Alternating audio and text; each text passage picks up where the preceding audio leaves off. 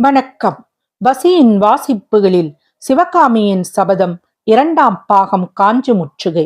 அத்தியாயம் 2. பழைய நண்பர்கள். ரதம் கோட்டையின் உள்வாசலை கடந்து காஞ்சி மாநகரின் அழகிய விசாலமான வீதிகளில் போகத் தொடங்கிய போது பரஞ்சோதிக்கு பழைய நினைவு வந்தது. 8 மாதங்களுக்கு முன்னால் ஒரு நாள் இதே அந்தி நேரத்தில் இதே விதமாக பூரண சந்திரன் கீழ்வானத்தில் உதயமாகிக் கொண்டிருந்த சமயத்தில் தாம் தெற்கு கோட்டை வாசல் வழியாக காஞ்சி நகருக்குள் பிரவேசித்ததும் அன்றிரவு நிகழ்ந்த சம்பவங்களும் அவர் உள்ளத்தில் விரைவாக தோன்றின. அன்று அவர் காஞ்சியில் பிரவேசித்ததற்கும் இன்று பிரவேசித்ததற்கும் எவ்வளவு வித்தியாசம்! தளபதி, என்ன ஒரே அடியாக மௌனத்தில் ஆழ்ந்து விட்டீர் என்று மாமல்லர் கேட்டதும் பரஞ்சோதி சிந்தனை உலகிலிருந்து வெளி உலகத்துக்கு வந்தார். மன்னிக்க வேண்டும் பிரபு, தங்களுடைய அன்பானது அப்படி என்னை மெய்மறக்கச் செய்து விட்டது. தென்னாட்டில் உள்ள மல்லர்களை எல்லாம் என்று மகாமல்லர் என்று பட்டம் பெற்ற பல்லவகுமாரனின் பக்கத்தில் சமமாக உட்கார்ந்து போவது நான் தானா என்று எனக்கே சந்தேகமாக இருக்கிறது. நல்ல சந்தேகம்.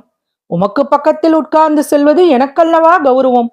ராட்சச புலிகேசியின் சேனா சமுத்திரத்தை மந்திரகிரியைப் போல் கடைந்து கலக்கிய மகாவீரன் அல்லவா நீர். வாதாபி யானை படை ஆகிய மேகத்திரளை சிதற அடித்த பெரும் புயற்காற்று அல்லவா நீர். பல்லவ குதிரைப்படையின் சாகச செயல்களின் புகழ் காஞ்சி வரையில் வந்து எட்டியிருக்கிறதா என்று தம்முடைய புகழை படையின் புகழாக மாற்றி கூறினார் தளபதி. ஏன் எட்டவில்லை? வாரந்தோறும் சக்கரவர்த்தி அனுப்பிய ஓலைகளில் இருந்து நீர் தலைமை வகித்த குதிரைப்படையின் வீரச் செயல்களை எல்லாம் அவ்வப்போது தெரிந்து கொண்டோம். தெரிந்த விவரங்களை பறையறிந்து நாடு நகரமெல்லாம் தெரியப்படுத்தினோம் என்றார் மாமல்லர். ஆகா, தங்களுடைய அன்பினால் எப்படி மெய்மறந்து போனேன் பார்த்தீர்களா? சக்கரவர்த்தி கொடுத்த ஓலையை தங்களிடம் கொடுக்க மறந்துவிட்டேன் என்று கூறிக்கொண்டே பரஞ்சோதி இடுப்பில் பத்திரமாக செருங்கியிருந்த ஓலை குழாயை எடுத்துக் கொடுத்தார். தளபதி, இது சக்கரவர்த்தி கொடுத்த ஓலைதானா? எங்கேயாவது நடுவிழுவில் ஓலை மாறிவிடவில்லையே என்று மாமல்லர் சிரித்துக்கொண்டே கேட்டார். அந்த வரலாறு கூட தங்களுக்கு தெரியுமா என்று பரஞ்சோதி கூறிய போது அவருடைய முகத்தில் மலர்ந்த புன்னகையில் நாணமும் கலந்திருந்தது. ஆமாம், தெரியும். நீர் இங்கிருந்து போகும் வழியில் வஜ்ரபாகுவை சிநேகம் செய்து கொண்டது முதற்கொண்டு எல்லாம் எனக்கு தெரியும் என்றதும் 2 பேருமே கலகலவென்று நகைத்தார்கள். மாமல்லர் மேலும் தொடர்ந்து கூறினார். சக்கரவர்த்தி 8 மாதத்திற்கு முன்பு இங்கிருந்து கிளம்பிய போது நானும் வருவேன் என்று எவ்வளவோ பிடிவாதம் பிடித்தேன். சக்கரவர்த்தி அதை உறுதியாக மறுத்துவிட்டார். அப்படியானால் வாரம் போர்க்களத்தில் நடப்பதையெல்லாம் விவரமாக எழுதியனுப்ப வேண்டும் என்று கேட்டுக்கொண்டேன். அந்தப்படியே சக்கரவர்த்தி எழுதி அனுப்பி வருகிறார். தளபதி, இன்றைக்குத்தான் நான் உம்மை முதலில் பார்க்கிறேன். ஆனாலும் நீர் எனக்கு புதியவர் அல்ல. சக்கரவர்த்தி அனுப்பி வந்த ஓலைகளின் மூலமாக உம்முடன் சென்ற 8 மாதமும் பழகி வந்திருக்கிறேன். உம்மை இன்று பார்த்ததும் புதிய மனிதராகவே எனக்கு தோன்றவில்லை. வெகு காலம் பழகிய சிநேகிதராகவே தோன்றியது. பிரபு, எனக்கும் அப்படியேத்தான் தோன்றுகிறது. கிளிப்பிள்ளையை போல் தாங்கள் சொன்னதையே திரும்பிச் சொல்வதாக நினைக்க வேண்டாம். உண்மையில் அப்படித்தான். ஏனென்றால் சென்ற 8 மாதத்தில் சக்கரவர்த்தி தங்களை பற்றி ஏதாவது பேசாத நாளே கிடையாது. அதனால் எனக்கும் தாங்கள் புதியவராகவே தோன்றவில்லை. குமார சக்கரவர்த்தி பரஞ்சோதியின் கரங்களை இறுக பிடித்துக் கொண்டு, தளபதி, அப்படியானால் நாம் இருவரும் பாக்கியசாலிகள் தாம். தெய்வ புலமை திருவள்ளுவரின் வாக்கு நம் விஷயத்தில் முற்றும் உண்மையாயிற்று.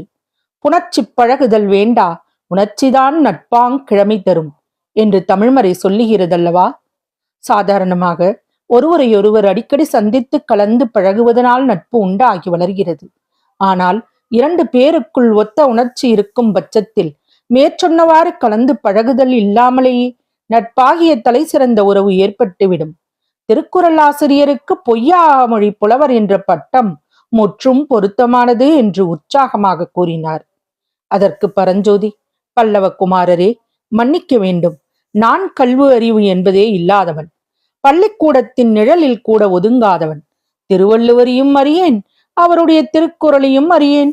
எனக்கு கல்வி புகட்டும் பொறுப்பை சக்கரவர்த்தி தங்களுக்கு அளித்திருக்கிறார். ஓலையை படித்து பார்த்தால் தெரியும் என்றார். இந்த வார்த்தை குமார சக்கரவர்த்திக்கு சிறிது கூச்சத்தை உண்டாக்கின. அதற்கென்ன தளபதி, சக்கரவர்த்தியின் கட்டளை எதுவானாலும் சந்தோஷமாக நிறைவேற்றி வைக்க நான் கடமைப்பட்டவன் என்று அவர் சொல்லி முடிப்பதற்குள், தளபதி பரஞ்சோதி, ஆனால் எனக்கு கல்வி கற்பிக்கும்படி சக்கரவர்த்தி தங்களுக்கு ஆங்கையிட்டிருப்பது என்னுடைய நன்மைக்காக இல்ல, தங்களுடைய நன்மைக்காகத்தான் என்றார். மாமல்லர் ஒன்றும் விளங்காமல் பரஞ்சோதியின் முகத்தை ஏறிட்டு பார்க்க அவர் மேலும் கூறினார், ஆம் பிரபு, தங்களிடத்தில் எல்லா நல்ல குணங்களும் இருக்கின்றனவாம். ஆனால் பொறுமையும் நிதானமும் மட்டும் குறைவாம். எனக்கு கள்ளி புகட்ட ஆரம்பித்தீர்களானால் உங்களுக்கு பொறுமை வந்துவிடுமாம். என்னுடைய அறிவு கூர்மையில் சக்கரவர்த்திக்கு அவ்வளவு நம்பிக்கை என்றதும் மாமல்லர் குபீர் என்று சிரிக்க, அதை பார்த்து பரஞ்சோதி சிரிக்க, இருவரும் சிரிப்பதை பார்த்து அடக்கி அடக்கி பார்த்தும் முடியாமல் சாரதி கண்ணபிரானம் சிரிக்க, இந்த கோலாகலம் என்னத்திற்கு என்று தெரியாமல் ரதத்தை இழுத்து சென்ற குதிரைகளும் கனைத்தன. குதிரைகள் தங்களுக்கு சுபாவமான இனிய குரலில் கனைப்பதை கேட்டு மறுபடியும் ஒரு ஆவர்த்தம் மூவரும் சிரித்தார்கள். தொடரும். நண்பர்களே, பசியின் வாசிப்புகளை சப்ஸ்கிரைப் பண்ணுங்க, லைக் பண்ணுங்க, ஷேர் பண்ண மறந்துடாதீங்க. உங்க கருத்துக்களை கமெண்ட்ல பதிவிடுங்க. நன்றி.